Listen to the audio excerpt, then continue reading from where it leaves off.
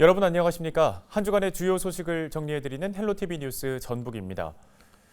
지난 주말 정부에서는 사회적 거리두기 세부 내용을 다소 완화했는데요. 시행 첫날의 분위기는 어땠을까요? 이진철 기자가 현장 다녀왔습니다. 음료 섭취가 불가능했던 카페에서 손님들이 자리에 앉아 시간을 보내고 있습니다. 지난 주말 사회적 거리두기가 완화됐기 때문입니다. 정부의 이번 사회적 거리두기 완화로 전북 지역 모든 카페에서 음료를 섭취할 수 있습니다. 2인 이상이 커피나 음료, 디저트류만 주문한 경우 1시간 안으로 매장을 이용할 수 있습니다. 종교시설도 좌석 인원의 20% 범위 내에서 대면 예배 등 종교 행위가 허용됩니다. 3차 유행은 이제 분명한 감소 국면에 들어선 상태이며 조금만 더 노력하면 더 확실한 안정 국면을 기대할 수 있습니다. 조금은 완화된 사회적 거리두기 시행 첫날, 현장 반응은 대체로 긍정적이었습니다. 그동안 배달과 포장만 허용됐던 카페의 경우 소비자와 사업주 모두 만족하는 분위기입니다. 특히 배달과 포장이 어려운 전통찻집은 조금이나마 숨통이 트였다며 안도했습니다. 그냥 문만 열게 이렇게 해주셨어도 좋겠어요. 문만 열고 이렇게 손님 받을 수 있게만 저희한테 그렇게만 해주셔 9시까지만이라도 해주시면 좋겠고 그렇게 많이 막 오래 계시들 않아요. 요즘은 손님들이 알아서 각자 오시기 때문에. 전북 지역에 내려진 사회적 거리두기 2단계는 오는 31일까지 계속해서 유지되며 5인 이상 사적 모임 금지 조치도 연장됩니다. 정부는 다음 달 1일부터는 2주 동안 설 연휴 특별 방역 대책에 나선다고 밝혔습니다. 헬로티비 뉴스 이진철입니다. 다음 소식입니다. 코로나19의 여파로 경기가 어려워지면서 기부 문화 역시 위축되고 있습니다. 하지만 익명의 기부가 잇따르면서 사회복지공동모금회는 목표 모금액을 초과 달성했다고 하는데요. 김남호 기자가 전해드립니다. 전주 오거리 문화광장에 설치된 사랑의 온도탑입니다. 전북사회복지공동모금회가 설치한 이 온도탑은 목표액의 1%가 모금될 때마다 수은주가 1도씩 올라갑니다. 실시간으로 모금 현황을 알리고 있는 이 온도탑의 온도가 최근 110도를 훌쩍 넘어섰습니다. 코로나19 여파 속에서도 나눔의 손길이 이어지면서 모금 목표를 초기에 달성하고 있는 것입니다. 코로나 너무 길게 장기화되고 또 여름에 수해 피해 있었고요. 그러다 보니까 연말 돼서 모금 목표액을 다 못 채울까 봐 걱정을 했는데 유명하신 거 이름 없는 전주 천사 있잖아요. 그분도 오시고 또 익명이지만 또 거액을 들고 오시는 분도 계시고 또 사회복지기관에서조차 이번에는 다들 나서서 조금씩 모아주셨어요. 올해 모금 목표 달성의 숨은 공로자들은 익명의 기부자들입니다. 임실군 3계면이 고향이라고 밝힌 익명의 기부자는 코로나19 여파로 경제적 어려움을 겪는 국민들을 위해 사용해달라면서 3억 7천여만 원을 기탁했습니다. 익명의 기부자 뜻에 따라 임실 지역 1,100여 가구의 조성가정과 한부모 가정 주민들이 최대 5개월 동안 일정액씩 지원받을 수 있게 됐습니다. 기부금은 기부자님의 뜻에 맞는 대상자에게 지원하여서 어려운 이웃들에게 큰 도움이 되도록 하겠습니다. 임시 출신 독지가를 비롯해 전주 얼굴 없는 천사와 김달봉이란 가명을 남긴 익명의 기부자. 코로나19 여파 속에서도 어려운 이웃들을 위한 사랑 나눔의 손길은 계속되고 있습니다. 헬로티비 뉴스 김나호입니다. 드론은 이미 취미 생활을 넘어서 실종자 수색이나 화재, 또 태풍과 같은 재난 현장에서 한몫을 하고 있죠. 이슈앤피플 시간에는 재능 기부 형태의 봉사를 통해 지역민들의 안전과 생명을 지키는 데 이바지하고 있는 곽태경 씨를 만나봤습니다. 네, 안녕하세요. 부안 새만금항공 대표 곽태경입니다.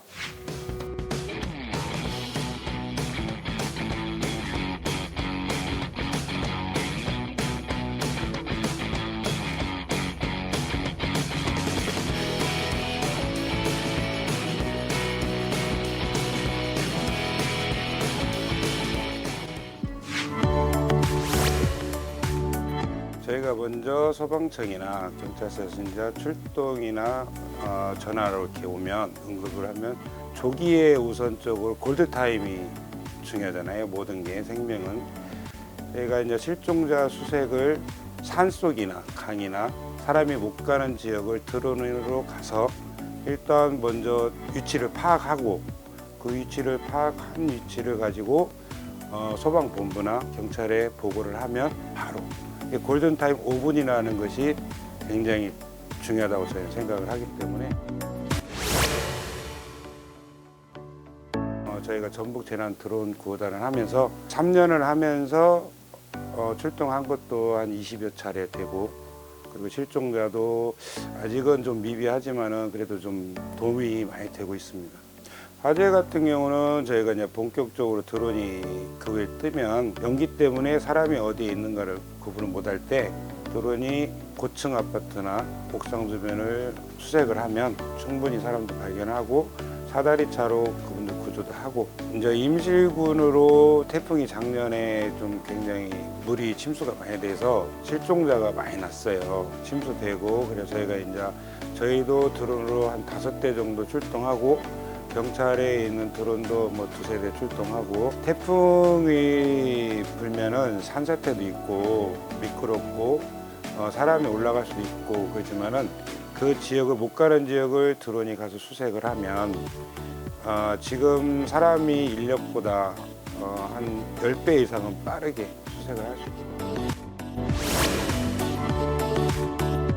이 상을 떠나서 그만큼 더 열심히 수색도 하고 재능 기부를 해서 더 많은 사람한테 도움을 줄 수 있어라 하는 걸로 이제 해서 좀 뭐랄까 상도 상이지만은 무게가 더 무거워지고 또 저보다 또 열심히 하시는 대표님들도 많고 원장님도 많고 일반 사람들도 드론을 이용해서 많이 하셔요. 근데 제가 받았다는 게 참 감사할 따름입니다. 저희가 지금 부안군에 제가 위치하고 있기 때문에 부안경찰서, 그다음에 부안군부대 이렇게 해서 공조를 해서 실종자 수색도 하고 부안군은 거의 제가 다 실종자 수색을 하고 저희 교육생들이 또 저하고 참가해서 같이 해주는 분들도 있고 애로사항이라는 게 참 사람을 살리고 싶은데 고가 장비를 사다 보면 4-5천씩 하고 가지고 있는 건 진짜 재능밖에 없어요. 저희는 각 개인이 하기는 힘든 걸 지자체에서 도와만 주면 더 많은 인명을 구하고 실종자도 찾고 치매인도 찾고 이렇게 해서 그러면은 재능 기부하는 사람들이 장비가 좀 좋아지면 한두 분이 더 나올 수도 있고 앞으로 계획은 제가 전북 재난 드론 구호단에 있기 때문에 저뿐만이 아니라 많은 분들이 사람을 살릴 수 있는데 재능 기부지만은 그래도 무료로 봉사를 하고 있기 때문에 그 무료로 봉사하는 데서 열정과 그다음에 사람을 살리고자 하는 그런 마음가짐을 가지신 분들이 좀 많이 저랑 같이 활동을 하셨으면 하는 그런 바람이 있습니다. 지난해 정읍시 의회에서는 의원 사이에 성추행 논란이 발생해 주민들의 눈살을 찌푸리게 했습니다. 이 논란이 생긴 지 1년이 지나서야 이 사안을 검토할 윤리특별위원회가 구성됐는데요. 하지만 이를 바라보는 시민단체는 기대보다는 우려가 크다는 반응입니다. 이진철 기자입니다. 새해 처음으로 열린 정읍시 의회 임시회. 이날 가결된 안건 가운데 하나는 윤리특별위원회 위원 선임의 건이었습니다. 이미 지난해 4월 동료 의원 사이 성추행 논란이 일면서 윤리특위 구성안이 상정됐지만 부결됐습니다. 그로부터 8달 뒤인 12월 재차 상정돼 윤리특위 구성안은 통과됐지만 위원을 선임하지 못한 채 해를 넘겼습니다. 정읍시의회 윤리특위위원회 구성 결의안이 가결됨에 따라 이상 8분 의원님을 윤리특위위원회 위원으로 선임하고자 하는데 있습니까? 의의가 없으므로 가결됐음을 선포합니다. 이번에 윤리특위 위원으로 선임된 의원은 고경윤, 기시재, 이익규, 정상섭 의원 등 모두 8명입니다.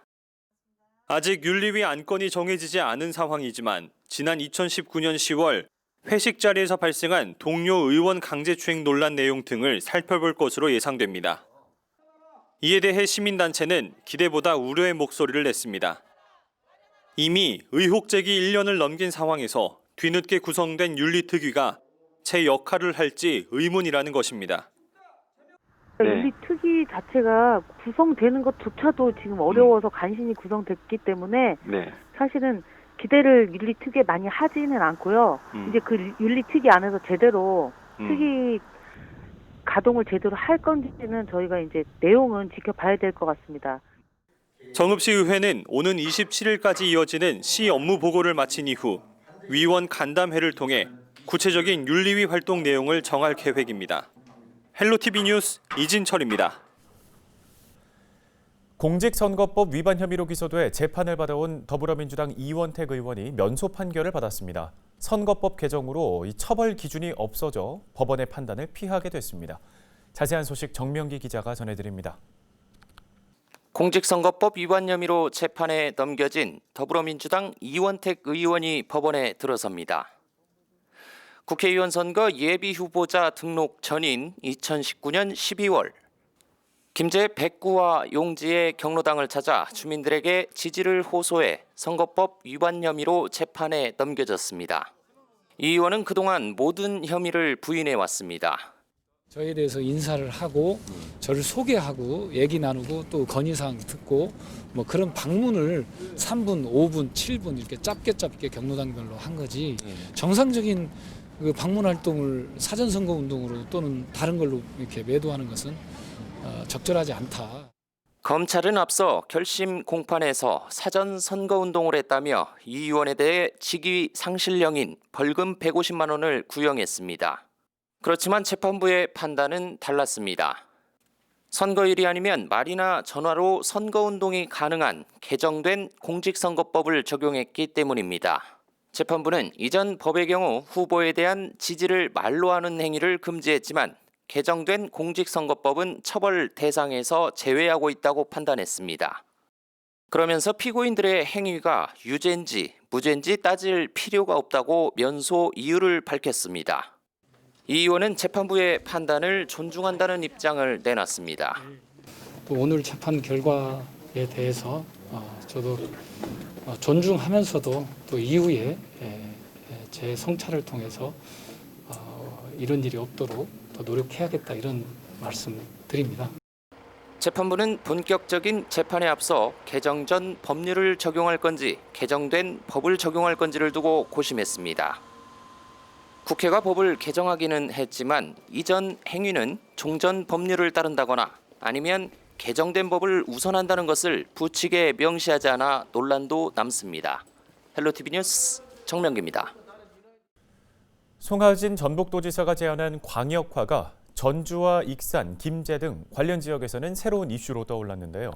하지만 그 외 지역에서는 광역화 이슈로 지역 균형 발전이 제대로 이루어지지 않을까 우려의 목소리가 나오고 있습니다. 이진철 기자가 보도합니다. 새해부터 전북 지역 화두로 떠오른 것은 광역화입니다. 여러 지자체 행정구역을 통합해서 도시 경쟁력을 끌어올리자는 내용으로 이미 지난해부터 가까운 전남 등 다른 지역에선 활발히 논의가 이루어졌습니다. 그동안 광역화에 대해 별다른 의견을 나타내지 않았던 송하진 전북도지사는 신년 기자회견에서 전북만의 독자 광역화를 추진하자며 광역화 논의에 불을 지폈습니다. 광역화 작업을 본격적으로 시작해야 된다 하는 말씀을 드립니다. 광역화 지역은 크게 두 곳이 거론됩니다.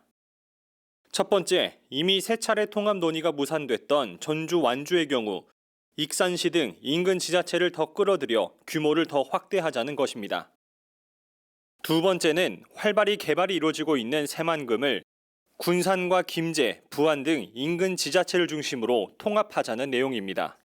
이런 광역화적인 노력 없이는 서울과 경기, 인천을 중심으로 해서 대한민국의 인구의 50% 이상이 이미 집중되어 있는 지방 현실에서 우리도 보다 나은 생존을 위해서는 광역화 작업을 할 수밖에 없을 것이다.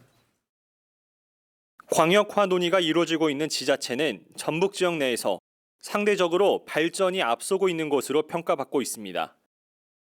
지역 내 총 생산 지수인 GRDP 지수를 보면 상위 4곳은 통합 논의가 오가는 전주와 익산, 군산과 완주입니다. 이 4곳의 GRDP 지수의 합은 전라북도 지역 내 총 생산의 70%가 넘습니다. 이런 가운데 통합 논의에서 제외된 남원과 장수 등 전북 동부권 지역에서는 우려의 목소리가 나오고 있습니다. 통합 이슈로 인해 이미 균형을 잃은 지역 발전 추진 속도가 더뎌지지 않을까 걱정하고 있습니다.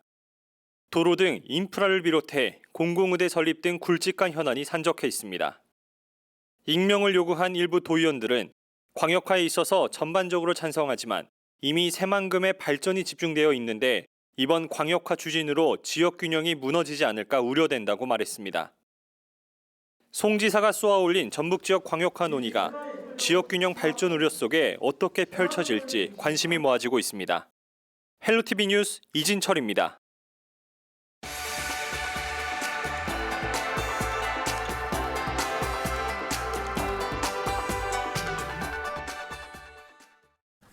우리 지역 소식 이어갑니다.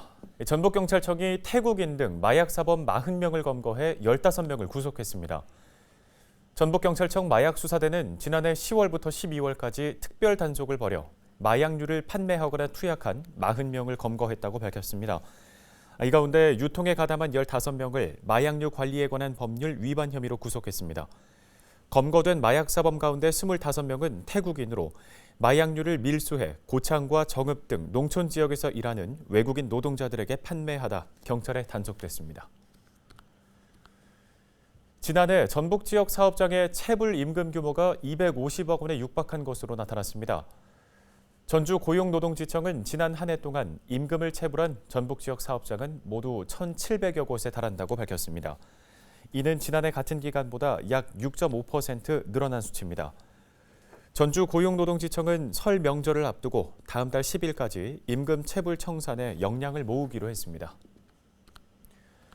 정읍의 한 요양시설에서 노인들이 학대를 당했다는 고소장이 접수돼 경찰이 조사에 나섰습니다. 정읍경찰서는 노인복지법 위반 혐의로 해당 요양시설 관계자들을 조사하고 있다고 밝혔습니다. 입소자 가족들은 80대 노인 등 2명이 갈비뼈가 부러지거나 이마에 멍이 드는 등 요양시설에서 학대를 당했다고 주장하고 있는 것으로 알려졌습니다. 가족들은 최근 요양시설을 방문해 이런 사실을 확인하고 경찰에 고소한 것으로 전해졌습니다. 갑작스러운 화재로 보금자리를 잃은 주민이 지난해 제정된 전북도 조례에 따라 임시거처 비용을 지원받게 됐습니다. 전북도 소방본부는 최근 익산에 사는 60살 임모 씨 부부에게 5일간의 숙박업소 이용 비용을 지원했다고 밝혔습니다. 임 씨 부부는 지난 18일 오후 1시쯤 발생한 불로 집이 모두 타면서 거처를 잃었는데요. 이번 숙박비용 지원은 지난해 전국 최초로 제정된 전북도 화재 피해 주민 임시거처 비용 지원에 관한 조례에 근거해 이루어졌습니다. 정읍시가 신재생에너지 보급 확대를 위해 주택용 태양광 설치비 지원 사업을 추진합니다. 이번 사업은 정읍시가 한국에너지공단과 함께 단독 공공주택에 태양광 지열 설비를 설치하고 그 비용 일부를 지원합니다. 정읍시는 모두 150가구를 선정해 지원한다는 계획입니다. 코로나19 전파를 막기 위해 정읍시가 모든 민원 창구에 안심 가림막을 설치합니다. 정읍시는 지난해 시청 민원실과 구내식당에 가림막을 설치한 데 이어 감곡면과 태인면 등 14개 읍면동 민원 창구에 가림막을 설치했습니다. 아직 설치가 이루어지지 않은 9개 읍면동 민원 창구에도 이달 안에 가림막을 설치할 계획입니다. 부안군이 연료전지 분야를 중심으로 한 수소산업 기반을 구축하는 데 속도를 낼 전망입니다. 부안군은 수소산업 육성과 지원에 관한 조례를 근거로 올해 제3농공단지에 수소산업 관련 기업을 적극적으로 유치하겠다는 방침입니다.